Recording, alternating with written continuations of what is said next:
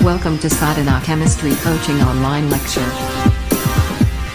W/M/RT W/M/RT।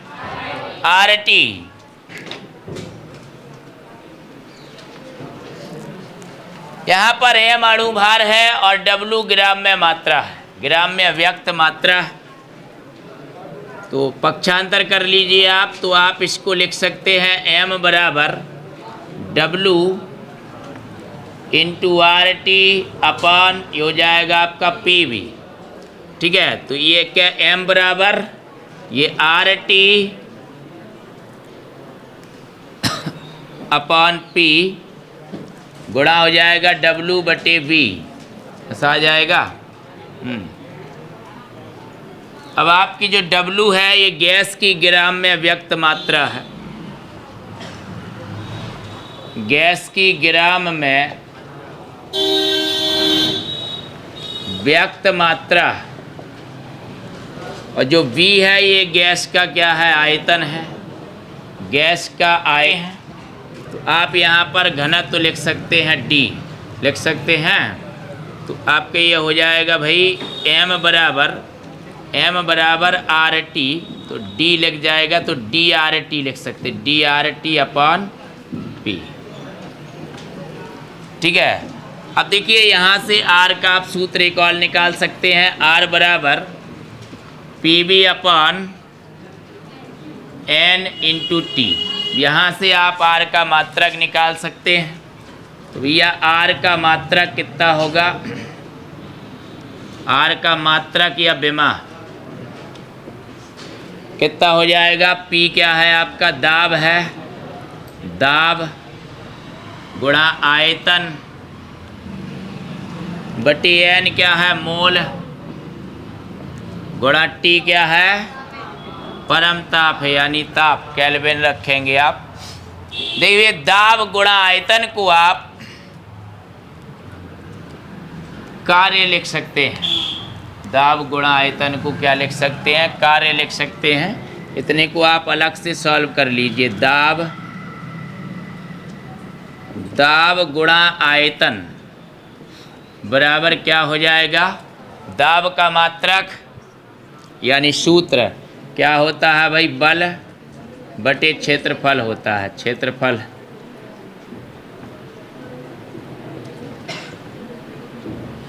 और आयतन को आप क्या लिख सकते हो, क्षेत्रफल गुणा लंबाई लिख सकते हो कि नहीं। हाँ, तो ये क्षेत्रफल आपका कट जाएगा, बल गुणा लंबाई यानी बल गुणा विस्थापन क्या होता है, कार्य होता है। हाँ, तो भैया दाब गुणा आयतन बराबर आ गया बल गुणा लंबाई। इस बल गुणा लंबाई को आप कार्य कह सकते हैं। तो दाब गुणा आयतन बराबर कितना हो जाएगा, क्या हो जाएगा, कार्य हो जाएगा, कार्य W। तो यहाँ कार्य लिख सकते हैं भाई। तो R का मात्रक कितना आ जाएगा, अब R का मात्रक बराबर यह आपका यहाँ लिख जाएगा कार्य बटे मोल गुणा ताप, ऐसा हो जाएगा। यानी इतने का आपको मात्रक लिख देना है, या इसकी विमा लिख दीजिए तो विमा आ जाएगी, इसका मात्रक लिख दीजिए, मात्रक आ जाएगा। तो R का मात्रक कितना आएगा भाई, कार का मात्रक क्या होता है, जूल और मूल मात्रक है मोल। और ताप को आपको यहाँ केल्विन लिखना है ना। तो कितना हो जाएगा भाई, जूल मोल इनवर्स या प्रति मोल प्रति केल्विन इनवर्स, ये होता है R का मात्रक। ठीक है, अब गैस कांस्टेंट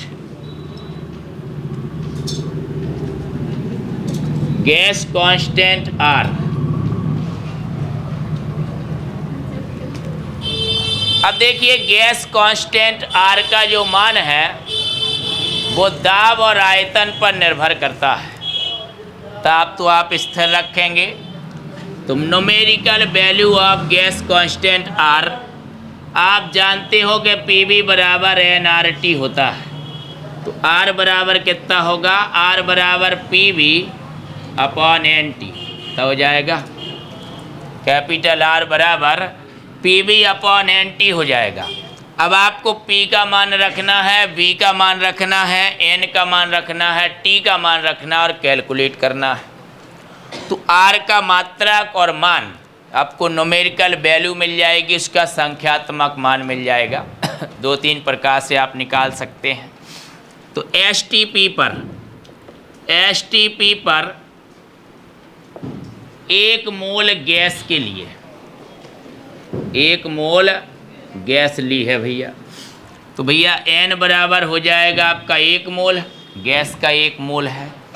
STP पर जो प्रेशर होता है वो आपका एक वायुमंडल होता है, 1 ATM होता है। STP पर प्रेशर 1 ATM होता है और 1 ATM 760 mmHg के बराबर होता है पारा स्तंभ के, या फिर ये 76 सेंटीमीटर Hg के बराबर होता है।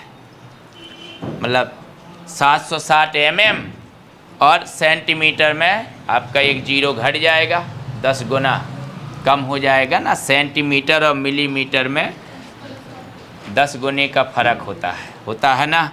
तो 76 सेंटीमीटर या 760 mm या एक वायुमंडल, ये आपका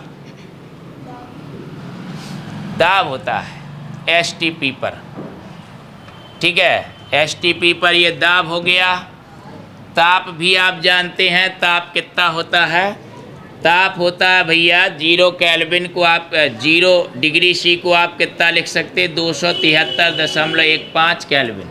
ये आप ताप लिख सकते हैं 273.15 केल्विन। ये आपका ताप हो जाएगा, ये दाब हो जाएगा, राइट।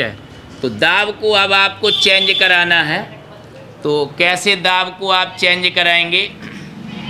ये जो 76 सेंटीमीटर है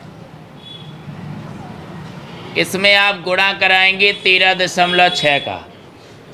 मरकरी का स्तंभ है ये, तो उसके अपेक्षिक घनत्व का गुणा कराते हैं। पहला गुणा कराएंगे 9 से 81 का, 9 से 81, तब ये कन्वर्ट होगा डाइन प्रति सेंटीमीटर स्क्वायर में कन्वर्ट हो जाएगा। डाइन प्रति सेंटीमीटर स्क्वायर में ये कन्वर्ट हो जाएगा। P का मान आपको इतना रखना है। V आपका आयतन, 1 मोल गैस का आयतन हमने आपको बताया था 22,400 मिलीलीटर्स, या फिर आप कह सकते हैं 22,400 क्यूबिक सेंटीमीटर्स कह सकते हो। अब ये सारी वैल्यू आप यहाँ पर रख देंगे तो R का मान आ जाएगा। तो भैया P का मान रखिए, P का मान कितना रखेंगे? 76 गुणा 13.6 गुणा 981 गुणा V का मान 22,400 N 1 मोल और T का मान 273.15, ऐसा कर देंगे।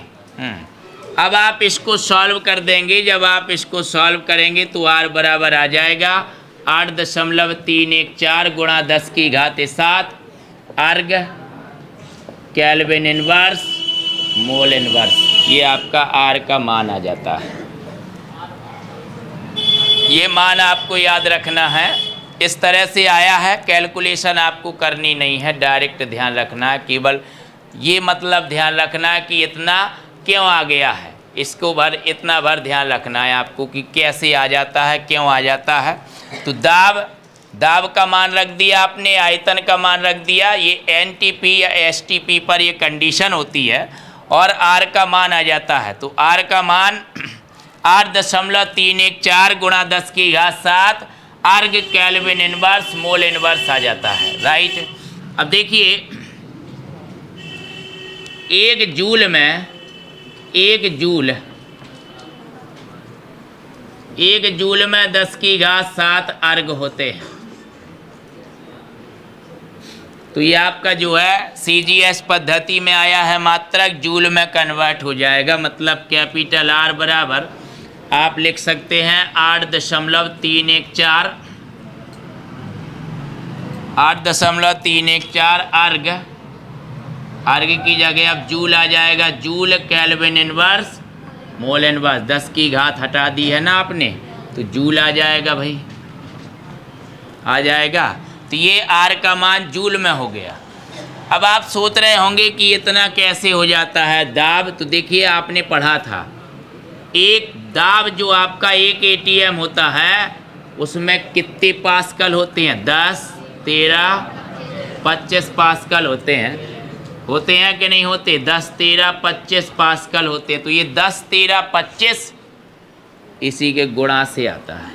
जब आप ये गुणा कराते हो, इतने का गुणा कराएंगे तो इतना ही वैल्यू बनेगी। तो हम कहा है कि डायरेक्ट पढ़ते रहते हैं, डायरेक्ट बताया था, ये बार का मतलब बताया था, पास्कल का बताया था, न्यूटन प्रति मीटर स्क्वायर का मतलब बताया था। इतना ही आप न्यूटन प्रति मीटर स्क्वायर लिख सकते हैं इसको। एक एटीएम को आप 10, 13, 25 न्यूटन प्रति मीटर स्क्वायर भी लिख सकते हैं। तो आप ये वैल्यू रख देंगे, फिर आप जो 22,400 नहीं रख पाएंगे, है ना, इसको आपको काय में कन्वर्ट करना होगा, मीटर क्यूब में कन्वर्ट करना होगा। अभी आप सेंटीमीटर क्यूब में रख दिए हैं, इसलिए इसी से सिंपल था ये निकालना। तो एक बार इतना निकाल लेते हैं आप, आर बराबर 8 जब आप ये पी का वैल्यू इसको गुणा कराओगे 10, 13, 25 बन जाएगा। जब आप यहाँ 10, 13, 25 गुणा आयतन लिखोगे 22,400 बटी एन, मोल 1 कर दोगे, टी लिखोगे 273.15, गुणा कराओगे तब बन जाएगा 8.314 गुणा 10 की घात 7। मात्रक आएगा अर्ग केल्विन इनवर्स मोल इनवर्स। मात्रक बदलने के साथ आर का मान बदल जाता है। सार्वत्रिक गैस स्थिरांक का मान मात्रक के आधार पर अलग अलग होता है, ठीक है। तो जूल के रूप में ये ऊर्जा वाले जितने भी सवाल होंगे आपके आगे, आप ऊर्जा वाले फ्यूचर में इसका यूज पढ़ते रहते हैं आप। ये आर गैस स्थिरांक आप आगे आर्हीनियस समीकरण पढ़ेंगे इंटरमीडिएट में, वहाँ पर ये गैस नीतांक आर का यूज होता है। आप विद्युत रसायन के अंतर्गत नरनष्ट समीकरण पढ़ेंगे, वहाँ पर आर का मान यूज होता है। तो आर के बिलियन में आर का लीटर वाला मान यूज होता है। तो आर के मात्रक के हिसाब से अलग अलग मान होते हैं और उनके निकालने का ये तरीका होता है एसटीपी या एनटीपी।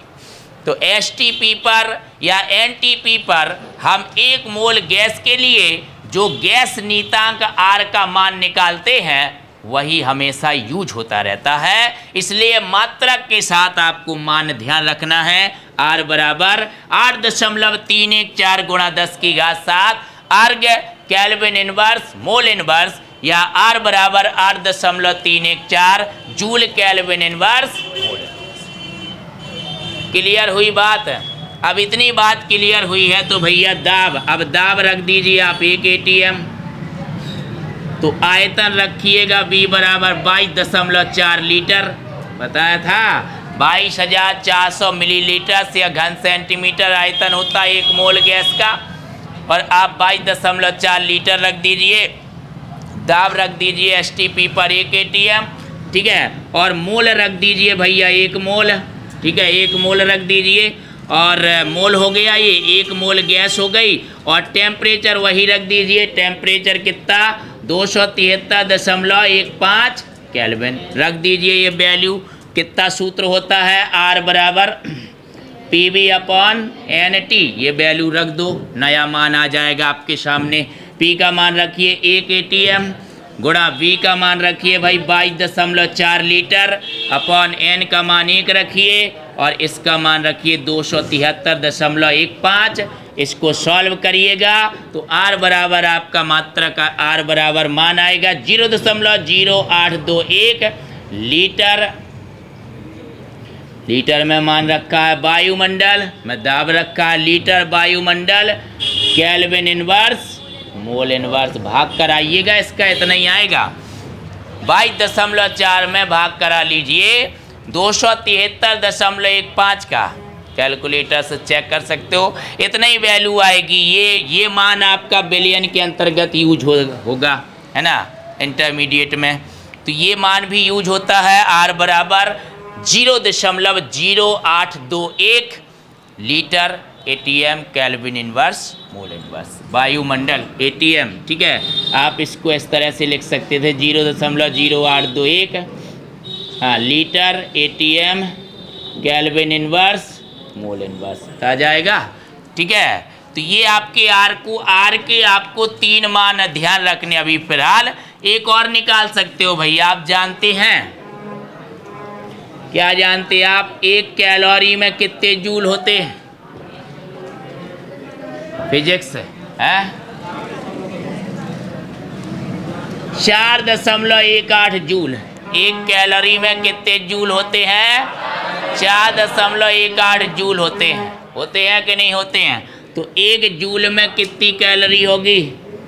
1/4.18 कैलोरी बराबर 1 जूल। 1 जूल में इतनी कैलोरी होगी, यानी कि 4.18 का इसमें भाग दे देंगे तो 1.9 या लगभग 2 calorie kelvin inverse mole inverse में आर का मान आ जाएगा। तो भैया आर का एक और मान हमें पता चल जाएगा। आर का मान लगभग होता है 2 या 1.9 calorie kelvin inverse mole inverse. ये भी आर का मान आपका यूज होगा फ्यूचर में। समझ में आई बात? तो आप जूल, अर्ग को जूल में बदल सकते हो और जूल को कैलोरी में बदल सकते हो, राइट। और जब आप एटीएम ये वैल्यू रख देंगे तो आप जो है लीटर वाला मान भी प्राप्त कर लेंगे। समझ में आई बात? कैपिटल आर गैस स्थिरांक के इतने मान होते हैं, इतने मात्रक होते हैं जो आपके यूज के हैं, इनको आपको ध्यान में रखना है। एक बार का भी मात्रक होता है, एटीएम की जगह बार, तो यहाँ थोड़ा चेंज हो जाता है, 0.083 आने लगता है। यहाँ एटीएम लिखा ना, एटीएम की जगह बार, तो एटीएम में वैल्यू ना रख के बार में रख देंगे। समझ में आई बात? तो यहाँ मान थोड़ा सा चेंज हो जाएगा, ठीक है। तो आर का मान और मात्रक सहित आर का मान आपको ध्यान रखना है। गैस नीतांक आर बराबर 8.314 गुणा 10⁻7 अर्ग केल्विन इनवर्स मोल इनवर्स, या आर बराबर 8.314 joule kelvin inverse mole inverse, या आर बराबर लगभग 1.9 या लगभग 2 calorie kelvin inverse mole inverse, और आर बराबर 0.0821 litre atm kelvin inverse mole inverse. अब यहाँ एटीएम की जगह आप बार रख के देख लेना। 1 एटीएम में कितने बार होते हैं? 1.013 बार होते हैं जी। इतने ही और अंकों तक लेंगे तो 1.01325 बार होते हैं एक एटीएम में। एक एटीएम में कितने बार होते भाई? एक वायुमंडल एक एटीएम में 1.025 बार होते हैं, लेकिन इतने ही अंकों तक आप रखेंगे, ठीक है। तो अब आप जब यहाँ 1 की जगह 1.013 रख दोगे तो थोड़ा सा यहाँ पर चेंज हो जाएगा। 0.08 के बाद थोड़ा सा मान चेंज हो जाएगा और एटीएम की जगह बार का प्रयोग हो जाएगा, ठीक है। तो आपके मात्रक और मान कैपिटल आर गैस स्थिरांक के दोनों आपको ध्यान रखने हैं। Clear? Law of partial pressure,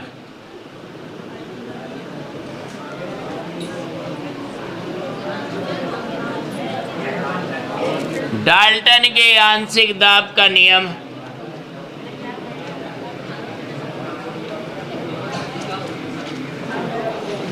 Dalton के आंशिक दाब का नियम, ये नियम 1801 में दिया गया डाल्टन द्वारा। तो देखिए, अगर हम किसी भी पात्र में, कोई भी बंद पात्र है हमारे पास, जैसे मान लीजिए ये हमारे पास एक बंद पात्र है, सिलेंडर है। किसी भी बंद पात्र में अगर हम 2 या 2 से अधिक गैसों को भरें, जैसे मान लीजिए A, B, C, D, ऐसे आपने जो है इसमें गैसें भर दी हैं, इसमें गैसें भरी हुई हैं। तो जब किसी बंद पात्र में 2 या 2 से अधिक गैसों का मिश्रण भरा जाता है और उन गैसों की आपस में कोई भी अभिक्रिया नहीं होनी चाहिए। तो अभिक्रिया ना करने वाली, आपस में अभिक्रिया ना करने वाली, जब हम दो या दो से अधिक गैसों का मिश्रण किसी बंद पात्र में भरते हैं तो जो कुल दाब होता है, मिश्रण का कुल दाब, वो गैसों के आंशिक दाबों के योगफल के बराबर होता है। अब जैसे 4 गैसें भरी हैं, गैस ए का आंशिक दाब मान लीजिए Pa है, गैस बी का आंशिक दाब Pb है, सी का Pc है और डी का Pd है। ये गैसों के अपने स्वयं के दाब हैं, आंशिक दाब। तो जब किसी पात्र में स्थिर ताप पर ऐसी गैसों का मिश्रण भरा जाता है जो आपस में अभिक्रिया ना कर रहे हो, तो जब 2 या 2 से अधिक गैसें आपस में अभिक्रिया ना करने वाली गैसें किसी बंद पात्र में भरी जाती हैं तो मिश्रण का कुल दाब उन गैसों के आंशिक दाबों के योगफल के बराबर होता है। इसे डाल्टन का आंशिक दाब का नियम कहते हैं। मतलब यहाँ पर जो कुल दाब होगा P टोटल, वो इनके आंशिक दाबों के योगफल के बराबर होगा। भैया सबसे सरल नियम दिया है डाल्टन का, आंशिक नियम, आंशिक दाबों का नियम। आंशिक दाब यानी पार्शियल प्रेशर, तो ये आंशिक दाबों का नियम माना जाता है। ये सबसे सरल नियम है, गैसीय नियमों में सबसे सरल नियम है। उन्होंने बताया है कि अगर हम ऐसी गैसों को मिला देते हैं, किसी बंद पात्र में हम ऐसी गैसों को मिला देते हैं, इकट्ठा भर देते हैं जो कि आपस में कोई भी अभिक्रिया ना करे, आपस में उनकी रिएक्शन नहीं होनी चाहिए, अक्रियाशील रहें, आपस में अभिक्रिया ना करें। ऐसी गैसों को अगर हम किसी पात्र में भर देते हैं एक साथ, तो कुल दाब में प्रत्येक गैस योगदान करती है और कुल दाब प्रत्येक गैस के आंशिक दाब के योगफल के बराबर होता है। इसे डाल्टन का आंशिक दाबों का नियम कहते हैं। इनके इस नियम से आंशिक दाब का सूत्र निकलेगा जो आंकिक प्रश्न यानी सवालों में आपको बहुत काम आएगा, और वो सूत्र हम आदर्श गैस समीकरण से ही निकालेंगे। हम मानेंगे कि किसी पात्र में ABCD गैसें भरी हैं जिनके मोल क्रमशः Na, Nb, Nc हैं, जिनके दाब Pa, Pb, Pc है। इस तरह से मानकर हम आदर्श गैस समीकरण का यूज करेंगे, आंशिक दाब निकालेंगे आदर्श गैस समीकरण से। देखिए आदर्श गैस समीकरण Pb बराबर nRT होता है, राइट। तो यहाँ से जो P का वैल्यू आता है वो आता है N/V × RT। अब इस P से आप आंशिक दाब निकालोगे, यहाँ मोल रख दोगे RT और ये V रहेगा आयतन, पूरे पात्र का आयतन। चूँकि गैसों का आयतन तो अनिश्चित होता है ना, जिस पात्र में हम गैसों को रखते हैं उसी का आयतन ग्रहण कर लेते हैं भाई। तो आयतन एक जैसा रहेगा, R कांस्टेंट है, T निश्चित है, एक जैसा रहेगा। तो स्थिर ताप पर जब किसी बंद पात्र में आपस में अभिक्रिया ना करने वाली 2 या 2 से अधिक गैसों को भरा जाता है तो मिश्रण का जो कुल दाब होता है वो गैसों के आंशिक दाबों के योगफल के बराबर होता है। इसे डाल्टन का आंशिक दाबों का नियम